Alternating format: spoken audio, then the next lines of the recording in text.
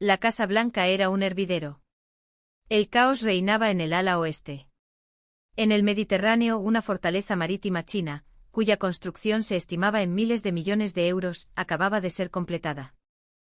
Nos habían lanzado un ultimátum, una declaración de zona de exclusión aérea y marítima total, respaldada por un enjambre de 500 drones de combate de última generación desplegados en primera línea.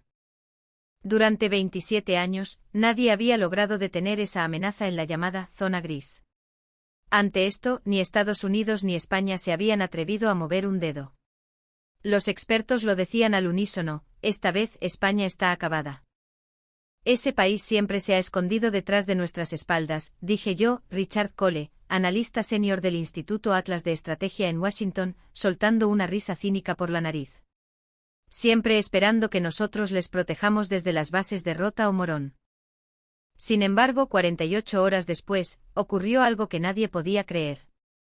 Un solo barco, un viejo carguero de contenedores oxidado, neutralizó simultáneamente 500 drones de combate sin provocar una sola explosión.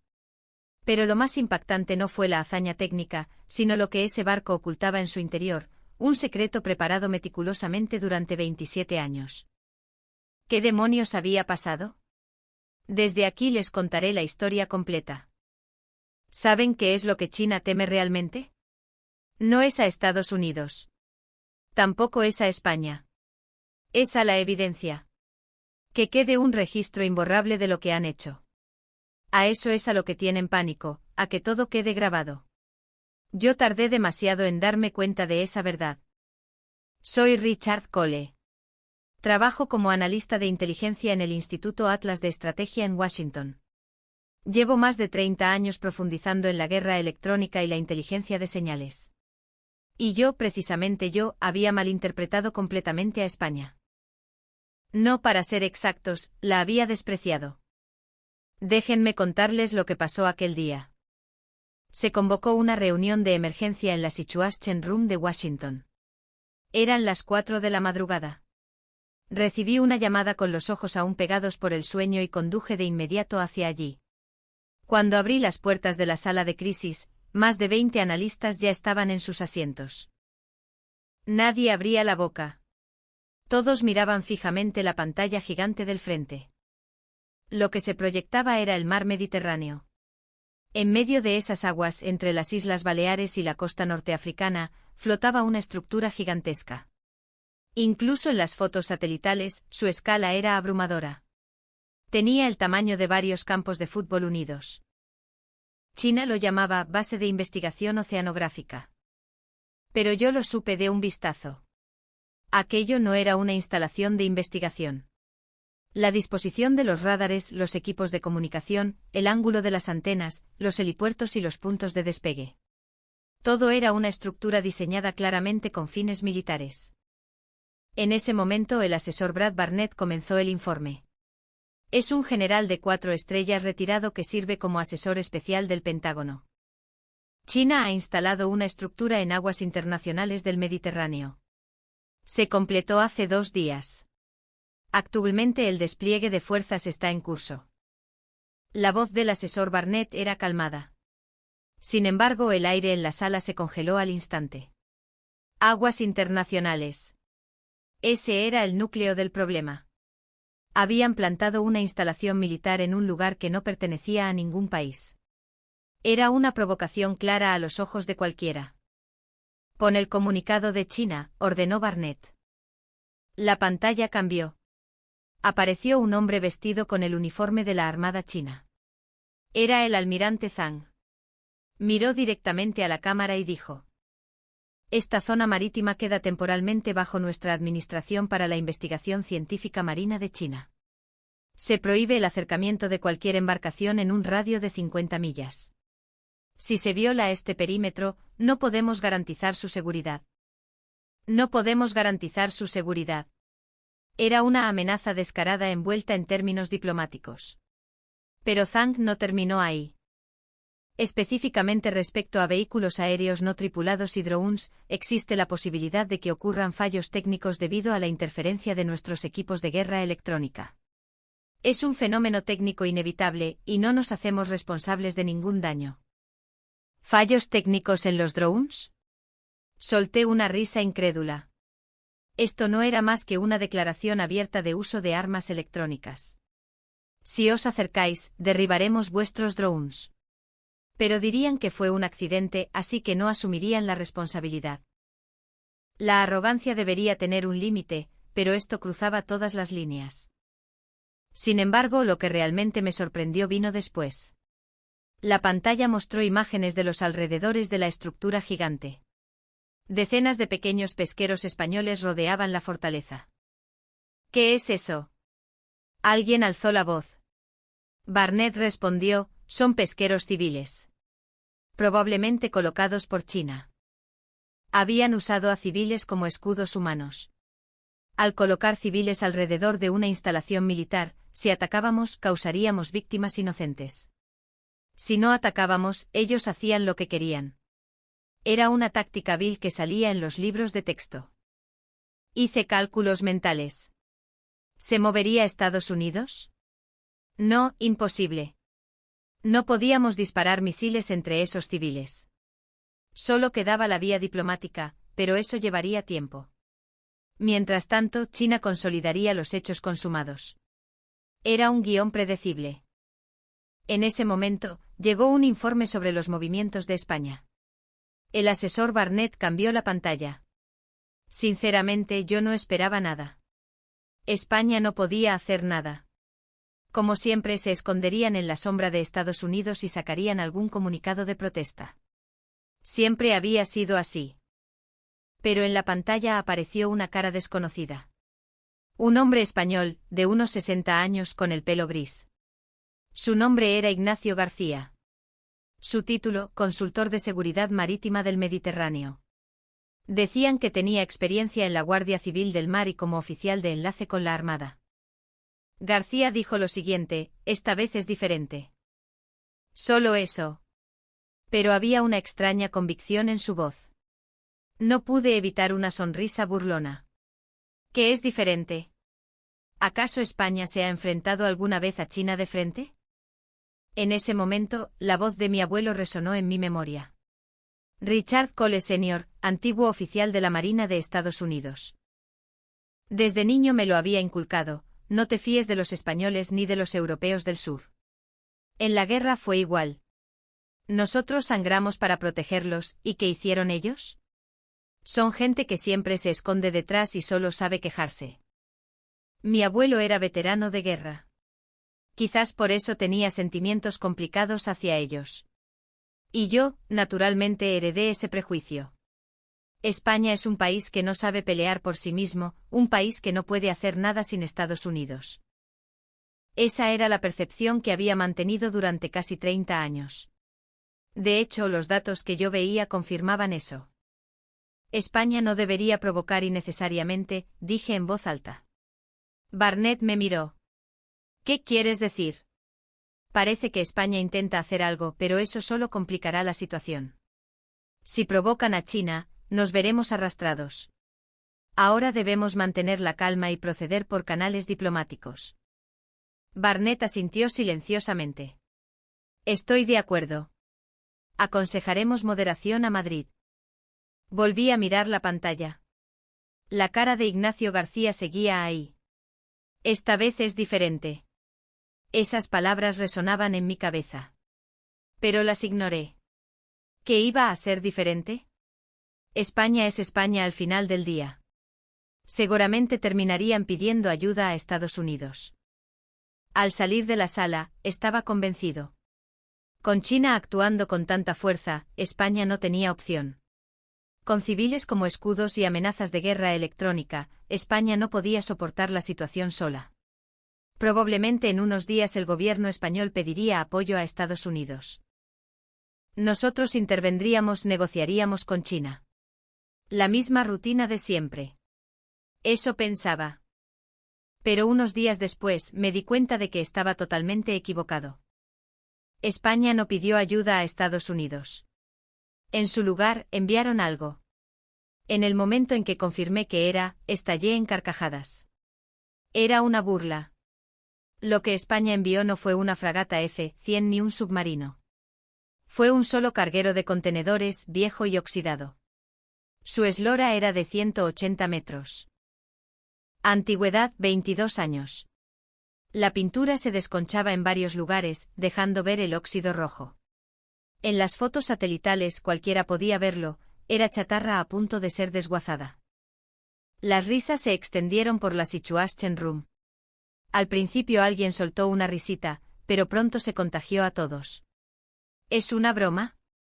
¿Qué piensan hacer con eso? Se oían burlas por todas partes. Yo también me reí. No tuve que reírme. El asesor Barnett negó con la cabeza. España solo está haciendo teatro. Esa frase definió el ambiente de la sala. Es solo una actuación. Fingen hacer algo para su opinión pública interna. No tienen intención real de pelear, solo hacen el paripé. Eso dije. ¿Cuánto tardará ese barco en llegar a la zona? Pregunté. Un analista calculó y respondió, a la velocidad actual, unos 2 días. 2 días. Esa chatarra avanzaría lentamente por el mar durante 48 horas. ¿Qué haría China mientras tanto? No se quedarían mirando. Como era de esperar, horas después, hubo un nuevo anuncio de China. El almirante Zhang apareció de nuevo ante las cámaras. Esta vez con expresión relajada, incluso con una sonrisa sarcástica. Hemos confirmado que España ha enviado un viejo barco, dijo Zhang. Deseamos una solución pacífica. Pero no toleraremos ningún acto que amenace la seguridad de la base de investigación. Mientras hablaba, la imagen cambió. Esta vez eran drones. Cientos de vehículos aéreos no tripulados alineados perfectamente en la cubierta de la fortaleza. Actualmente tenemos 500 drones de vigilancia marítima en espera, continuó. Si hay una aproximación ilegal, estos drones se desplegarán. Advierto de nuevo, si ocurren fallos técnicos por interferencia electrónica, la responsabilidad será de quien se acerque. 500 unidades. Habían desplegado 500 drones de antemano. Suspiré. ¿Qué demonios estaba pensando España? ¿Cómo pensaban enfrentarse a 500 drones con ese carguero? Si al menos estuviera armado. Pero las fotos satelitales no mostraban armas. Solo era un barco vacío con algunos contenedores. Nada especial. Quizás España intenta crear una carta de negociación, analizó Barnett. Envían el barco para mostrar a la comunidad internacional que están haciendo algo. No tienen intención de chocar realmente. Yo pensaba igual. Era la visión más racional. España solo actuaba para salvar la cara a guardar las apariencias. Y se retirarían en el momento oportuno. China no cedería, así que al final tendrían que pedir mediación a Estados Unidos. Solo podía verlo así. Esto terminará en una humillación enorme, dije. Serán perseguidos por los drones, huirán con el rabo entre las piernas y serán el hazmerreír internacional. Barnett se encogió de hombros. Ese es problema de España. No es asunto nuestro. Cierto. Que España resuelva sus problemas. Eso pensaba hasta que en una esquina de la pantalla aparecieron nuevas imágenes. Un noticiero español. Un reportaje en un pueblo pesquero del Mediterráneo. Entrevistaban a un pescador anciano. Su nombre era Antonio Valdés. Cara quemada por el sol, manos callosas. Se notaba a leguas que era un hombre que había vivido en el mar. Tengo miedo, dijo Antonio. Su voz temblaba. Ese mar es nuestra vida, pero ya no podemos salir. Los barcos chinos bloquean el paso. Dicen que es peligroso si salimos. El reportero preguntó, el gobierno dice que responderá. ¿Qué opina? Antonio suspiró profundamente. Que hagan algo o lo que sea. Solo queremos pescar. Solo queremos trabajar.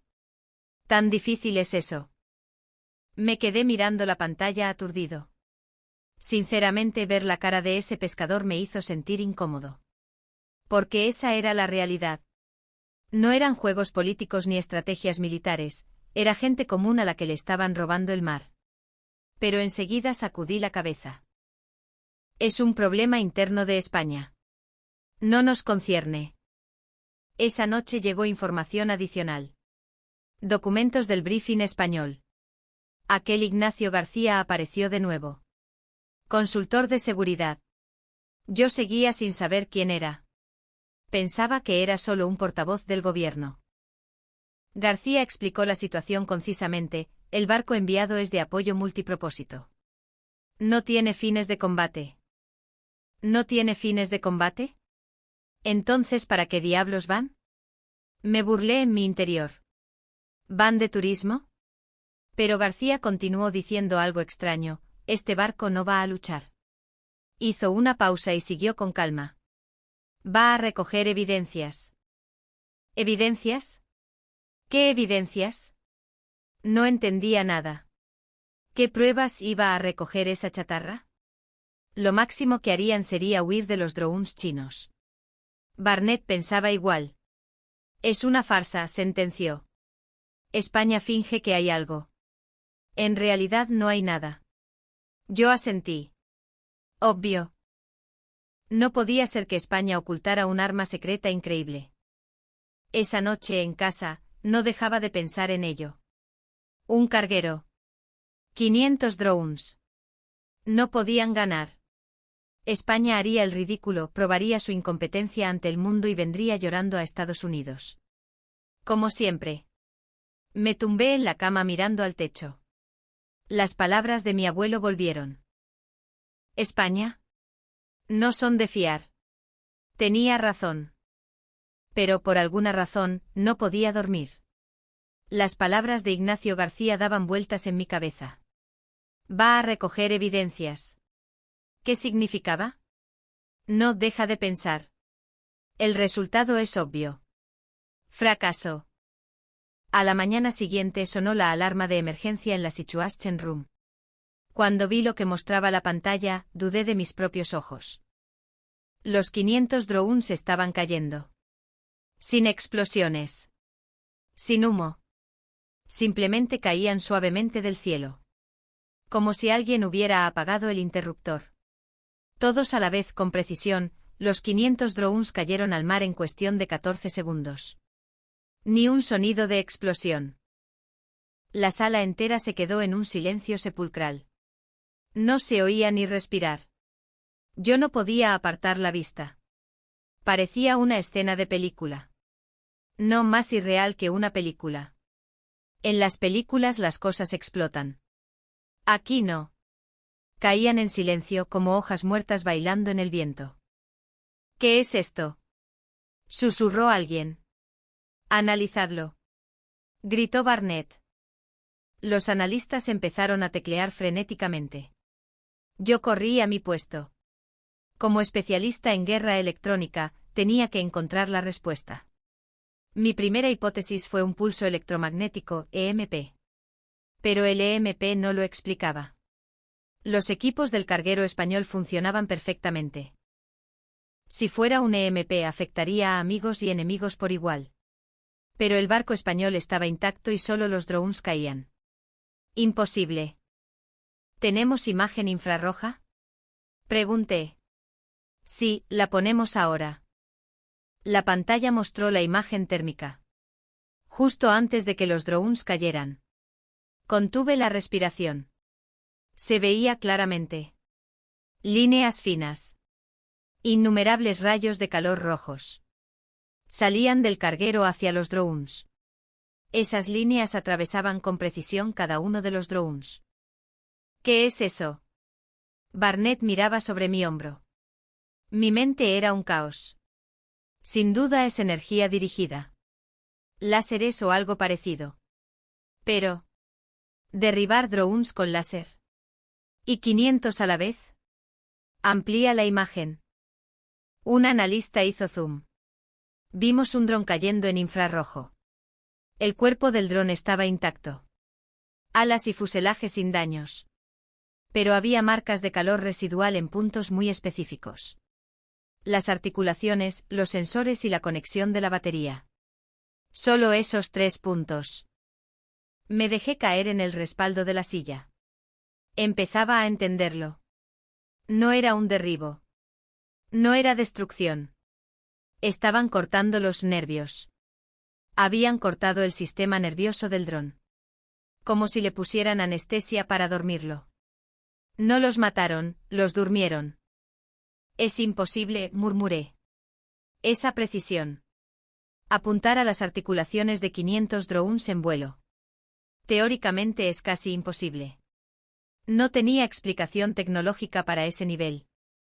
Entonces la pantalla mostró algo nuevo. Desde el carguero bajaban algo. Eran redes.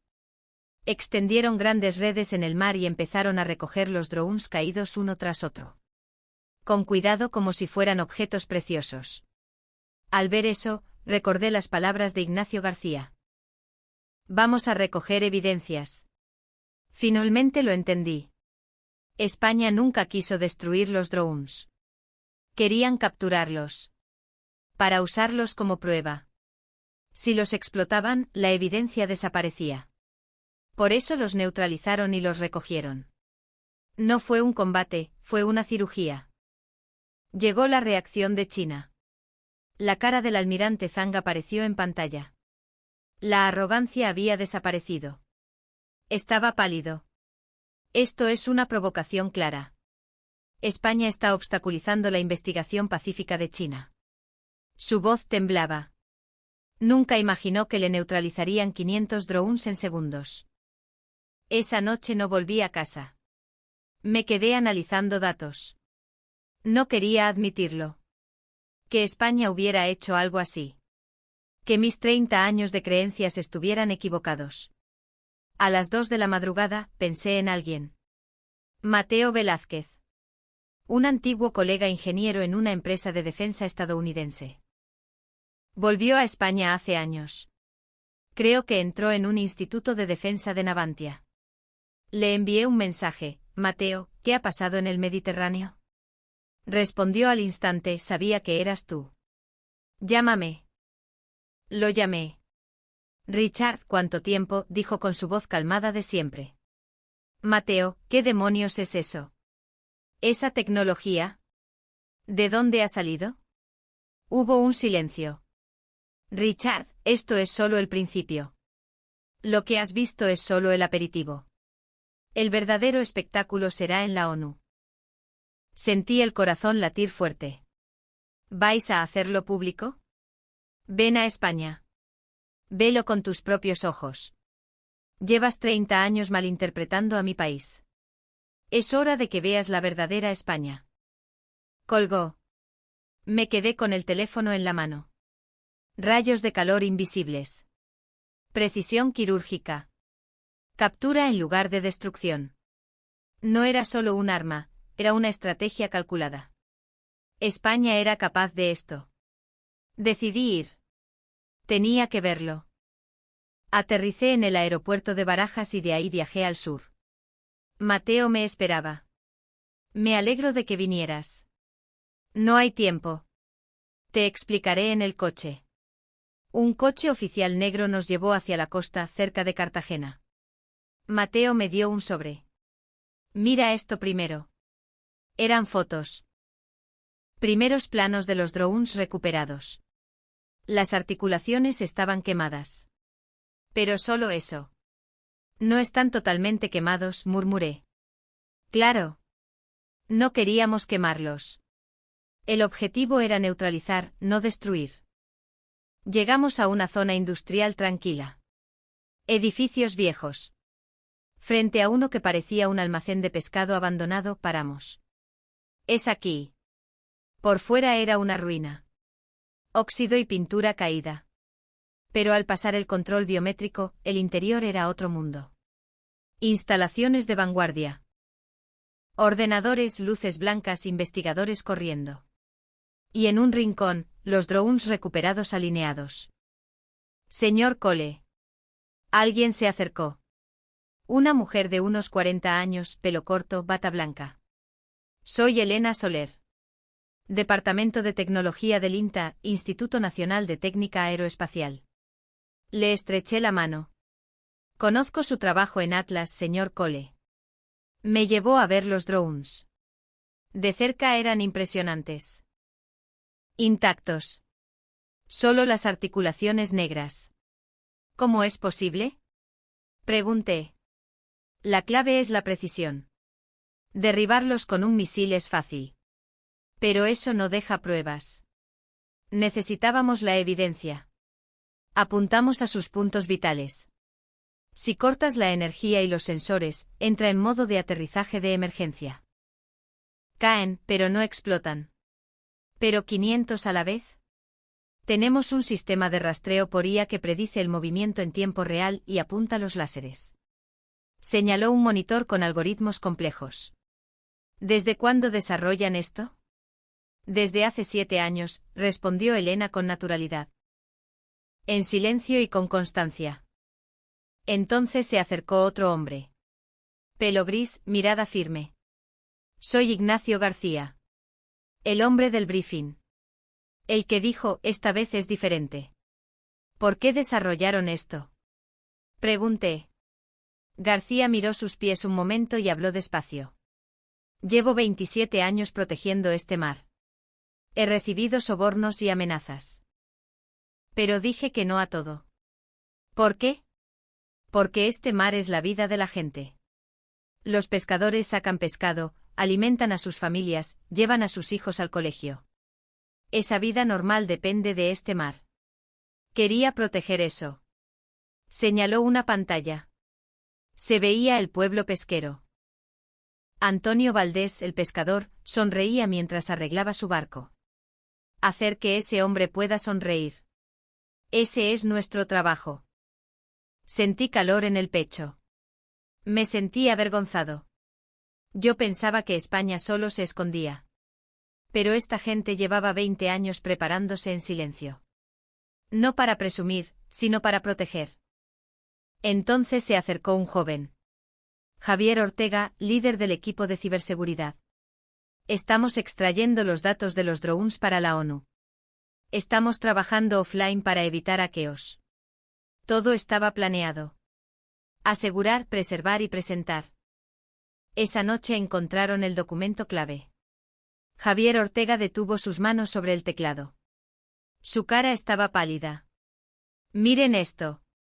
Era una lista de archivos desencriptados de los drones. Un documento en chino.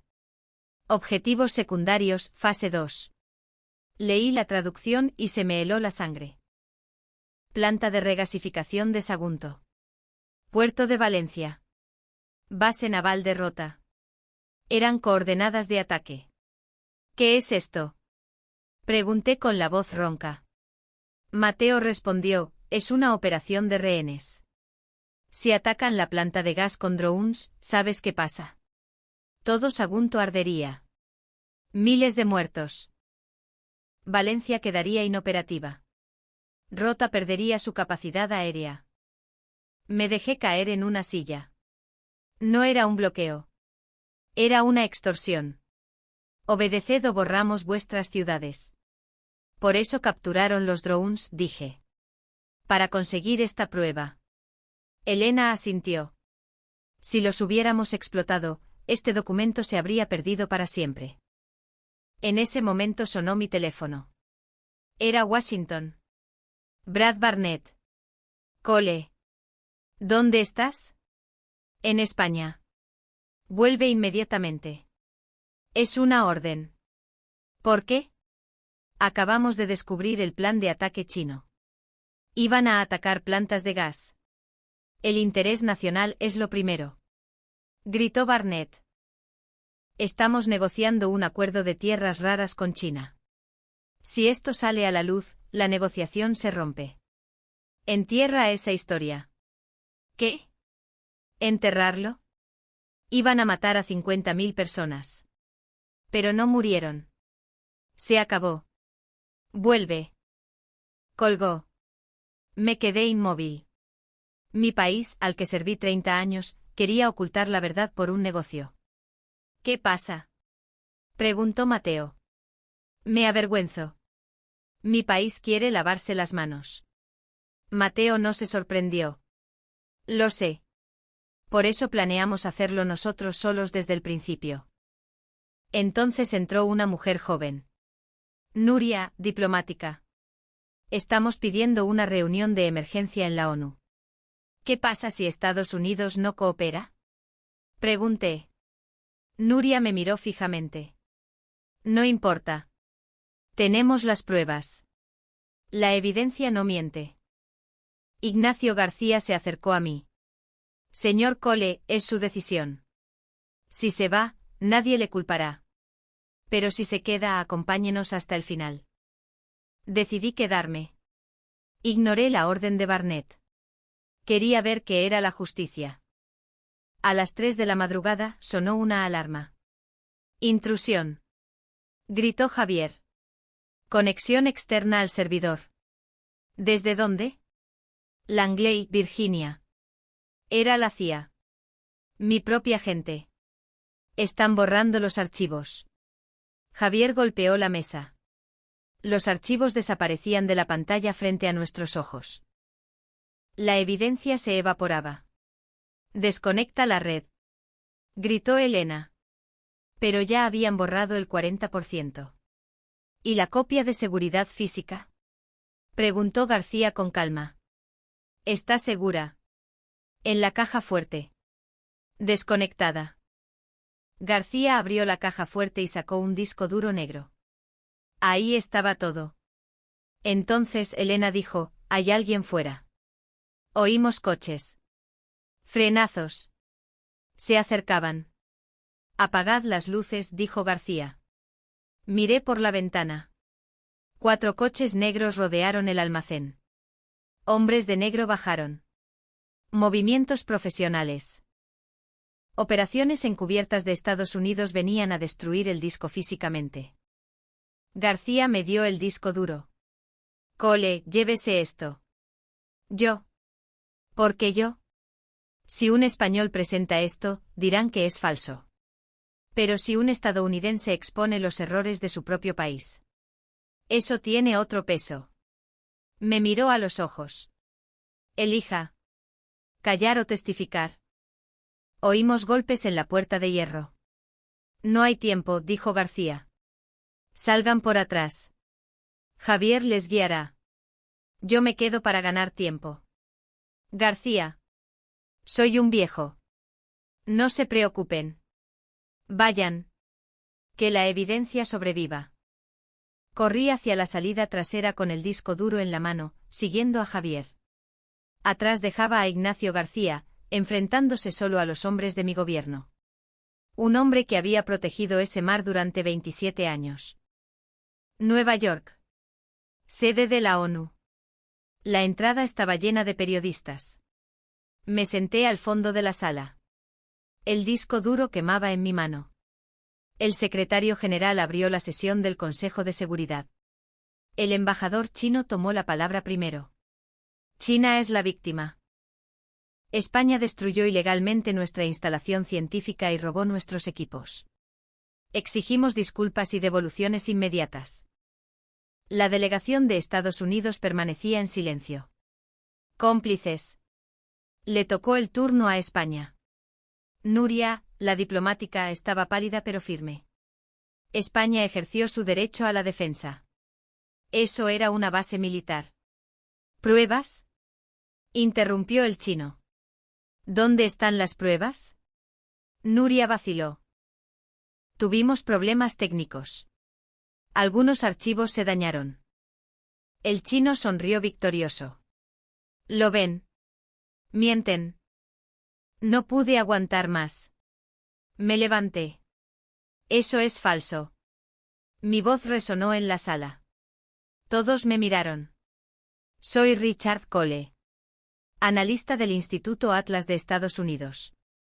Y tengo las pruebas. El murmullo fue general. Señor, no tiene permiso para hablar. Dijo el presidente. Es un testigo presencial, gritó Nuria. Permítanle hablar. La asesora técnica de la ONU intervino. Si hay pruebas técnicas debemos verlas. Subí al estrado. Me temblaban las piernas. Pero recordé a García en la puerta de hierro. Conecté el disco duro. La pantalla gigante se encendió. Archivo 1, el plan de ataque chino. Sagunto. Valencia. Rota. La sala estalló en gritos. El embajador chino palideció. Es falso. Gritó. Archivo 2, el vídeo infrarrojo. Los láseres neutralizando los drones sin explosión. España no los destruyó. Los capturó para probar esto. Archivo 3, la estimación de víctimas. 50.000 muertos. No era investigación, dije. Era una toma de rehenes. El caos en la sala era total. Terminé diciendo, soy estadounidense. He servido a mi país 30 años. Sé que mi gobierno quiso ocultar esto. Pero la justicia no tiene nacionalidad. Hubo un silencio. Y luego alguien empezó a aplaudir. Y otro. Y otro. Una semana después. El mundo había cambiado. China desmanteló la fortaleza. La zona de exclusión se levantó. Yo estaba en un hotel en Nueva York. Me habían despedido. Perdí mi pensión. Mi carrera había terminado. Pero me sentía ligero. Vi las noticias. El pescador Antonio Valdés salía al mar. Sonreía. El mar ha vuelto, decía. Gracias a Dios. Sonreí. Todo había sido por esa sonrisa. Mi hija Emily me llamó. Lloraba de orgullo. Papá, hiciste lo correcto. Días después volví a España. Mateo me recogió en Barajas. Fuimos al pueblo pesquero. Allí estaba Ignacio García. Vivo. Lo habían retenido pero tuvieron que soltarlo cuando salió la verdad. Estaba sentado frente al mar. Me senté a su lado. Gracias, le dije.